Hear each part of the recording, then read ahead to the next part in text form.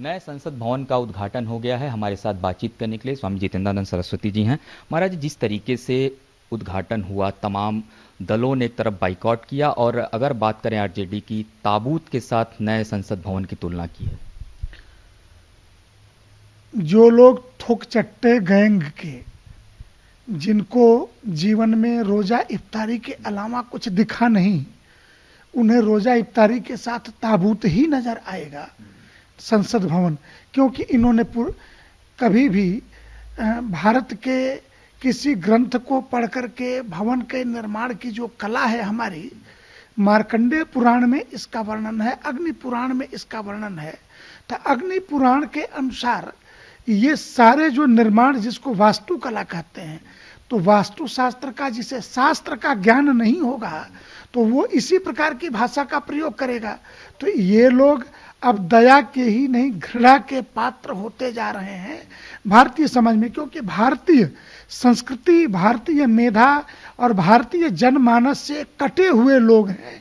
इनके बारे में कुछ टिप्पणी करना समाज को गाली देने के बराबर ही होगा। सिंगोल की अगर बात करें, उसको लेकर के भी तमाम तरह की बातें हुई और आज अगर हम देखें उसको, जिस तरीके से प्रधानमंत्री ने विधिवत तौर पर स्थापित कर दिया, सिंगोल से आखिर दिक्कत क्यों है? क्या इससे समस्या विपक्षियों?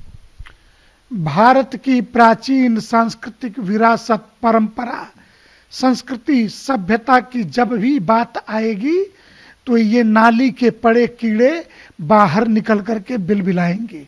भारत के सांस्कृतिक इतिहास को पढ़ाए जाने की बात आएगी, हजारों लाखों वर्षों के दबे हुए इतिहास को जब भी निकालने की बात आएगी तो ये किन्नर राजनैतिक रूप से ताली पीटते हुए नजर आएंगे, जो ये आज कर रहे हैं।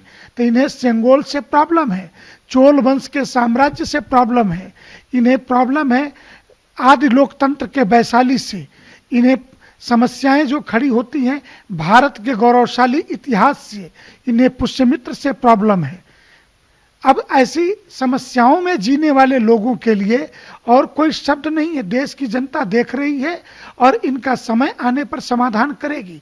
जहां तक ताबूत शब्द के प्रयोग की बात है तो मुझे लगता है इन विपक्षी दलों के राजनीतिक ताबूत की ये अंतिम कील है नए संसद की घोषणा।